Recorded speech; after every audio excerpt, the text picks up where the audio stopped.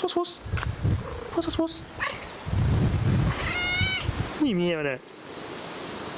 Hey, kiss the camera now, eh? Wuss, wuss, wuss. Wuss, wuss, wuss, wuss, wuss. Oh, cute. In you go, Charlotte. Yeah, kitty's hungry again. Now I'll feed you, hang on. There, looks like she's a little hungry, eh? Yeah, cute. Purring. Oh, nice kitty. Viewers, this thing's pretty well dried out now. Left all this open and blown it all with compressed air and washed it with contact cleaner after that. It's all nice and clean. All the motors are nice and clean, lubed. The soap I washed it with actually got rid of all the crap. There's no smell left in here now. Let all that rest of just blow up with the air, so that's a little bit damp, but most of that will blow off with the compressed air. But the smell and everything's gone. It's a hell of a lot better than what it was. That's the brand new Aqua Cooler. Anyway, it's time to replace this switch. You know, put it in a place where it's likely to get really wet. Not a good idea. So water went down there, splashed up, and that got a soaking by the looks of it. The water sat in that, just accumulated right there. Looks like I'm gonna have to cut these wires back a bit and yeah, I might have to yeah, the air's not, no, a little bit. I'll put some heat shrink over that. It's not too bad they're damaged. I'll snip those off, run heat shrink over it for safety. That puts the new connectors on it. That'll look nice and pretty then. This Danfoss one actually has a removable handle. You undo this screw and it's like that one. So it can fit there. There you go. It's a universal fit, this one. Or the same, I think it's more higher rated than this one. What's the specs on this one? Yeah, it's just, I don't know. Yeah, but it's the same as that, if not bigger, because it's actually, the switch is physically bigger. But the compressor this operated is exactly the same as this one, so either way, it's more than capable to do this job, so more of a better quality than that little tiny one. Anyway, let's whack it in and give it a good clean out and give it a test. That was a pretty damn easy repair. Cost to repair $0, absolutely zilch. Now I poured a little clip off here. That's not actually a screw, it's just part of the shaft. The clip was actually pressed around it, so I wanted to snip it off and get it off in there. Look at that, made for it. Snug fit but works. I can still adjust it. Change it from these to normal screws because these original ones are too long. Fits in there. The wiring was a little bit better nicked than I thought. I might yeah, put some some hose over it. There's some old hose I got for using microwaves and all that to insulate connectors like that. I'll put some of that around them for added safety. So compressor's not going to hit it. Nothing's going to really touch them anyway. So I'll do some checks at the multimeter. I'm pretty confident everything's going to be fine there. So hopefully this thing's going to work, which I'm pretty sure it will. Some checks at the multimeter, all good. No shorts to earth, no dead shorts, nothing. That turned off, switch works, switch on, I get aimed through the compressor and the motor winding, or aims together, so sweet, this thing's going to work. There you go, took a bit to start there. You can tilt that switch too, so I'll have it like that, so moisture's not going to accumulate on those connectors. Alright, get the multimeter there to earth, which obviously is not going to chip because I've already checked that. Perfect. Got a good worker.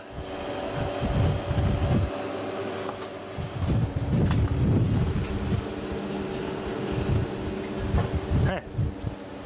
That was an easy fix. Didn't cost nothing at all to fix. Once that fully dries out, I can just scrape the rest of that crap out, stop it from rusting anymore, and that'll be it. Yep, oh, they're starting to get cold already. That's working almost instantly. Oh yeah, it's getting cold. get some ordinary roof insulation for that, not that cheap styrene crap.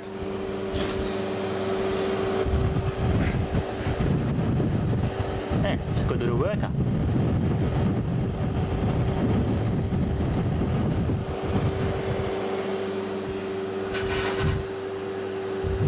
Oh yeah, it's getting cold really quick. This thing works almost instantly. Works quite well. I'm impressed. Damn, that's cold.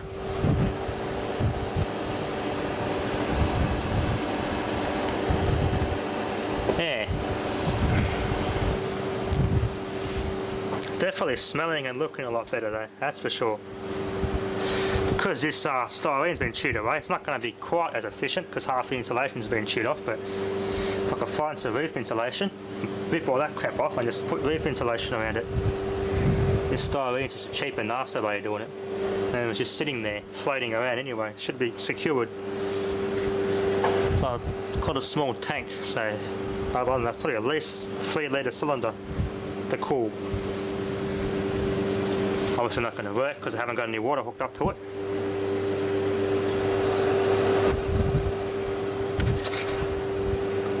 Damn, that's getting cold. Alright, sweet, it's working quite well. Just needs a good clean up. Now I've got a good little jigging fountain I can use around home. Yeah, it's a really pretty modern compressor. It meets today's Energy Star standard, so let's see what the amps are. Doesn't say. It's about an amp at 4 loads, so still pretty good.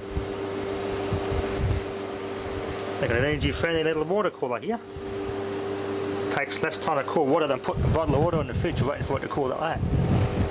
Should be getting some good heat rejection too. Yeah, you're getting some heat rejection. The fan's sucking in, not blowing out.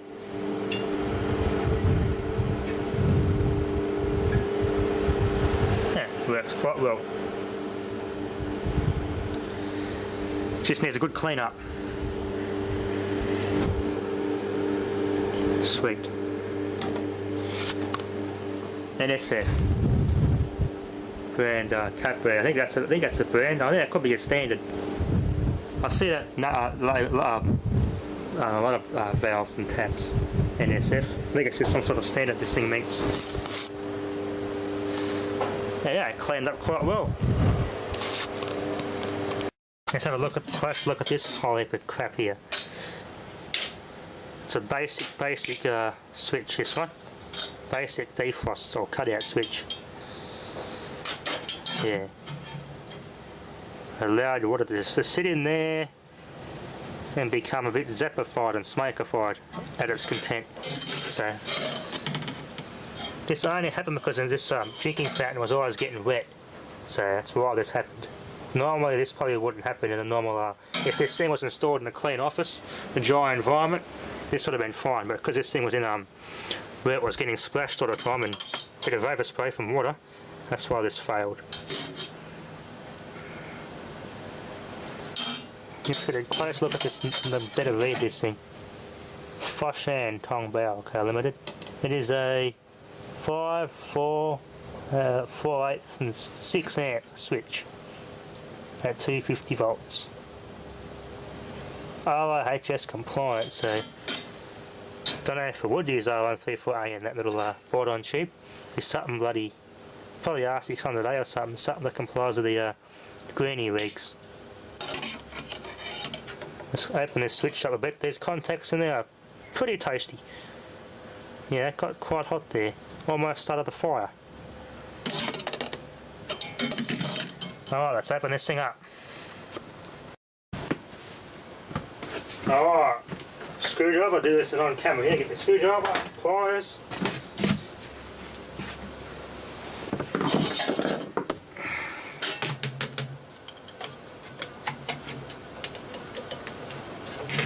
Yeah,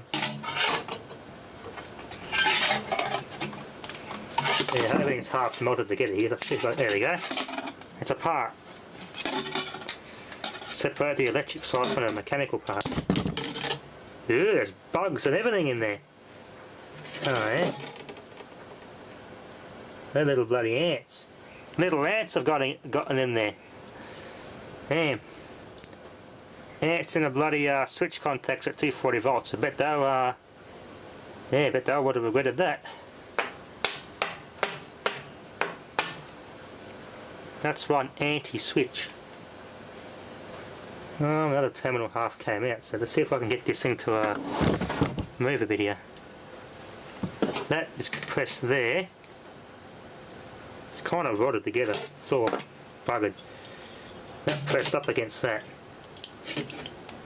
Little lever there. Bit of plastic. Pull that off there. And there's more bugs and nastiness in there. Oh, the earwigs. Yeah, it's full of earwigs. In this case, defrost switch wigs. Yeah, they got a board on tube and this little bellows came out.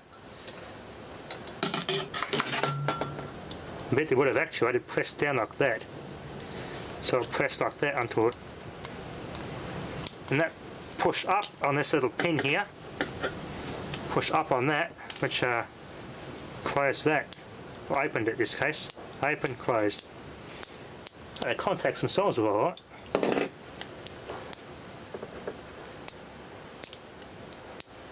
Open, closed. Yeah. Those earwigs sort of help retain all the moisture. Yeah, earwigs don't help to keep switches in good working order, do they? That's why I call them switch wigs in this instance. A bit of pressure in there.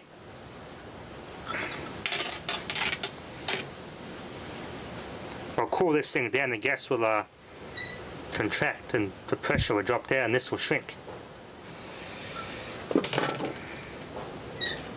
Yeah, dirty and really moist, dirty and insect-ridden environments aren't good for things like this.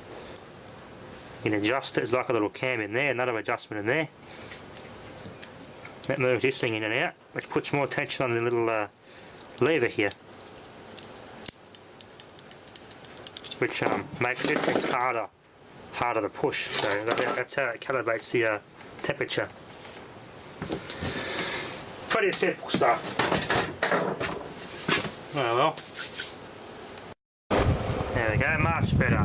That looks more up to spec. Nice and sleeved. Protect those live connections. Feel there, icing up quite well. The water's expanding there, getting cold. There was more iced up than that, but obviously had to turn it off to do the insulation and everything, but it's working very well.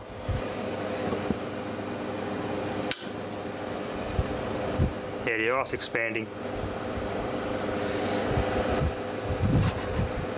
Temperature changes, things go creaky. Alright, this is all pretty clean. I'm trying to wash the two covers. I didn't wash the front covers, so I'll wash those, clean those down and rack it back together, and that's it. This thing's pretty much good to go. Not bad for a free unit. I like the popping of that little sandwich press will come over the weekend. Thanks for watching.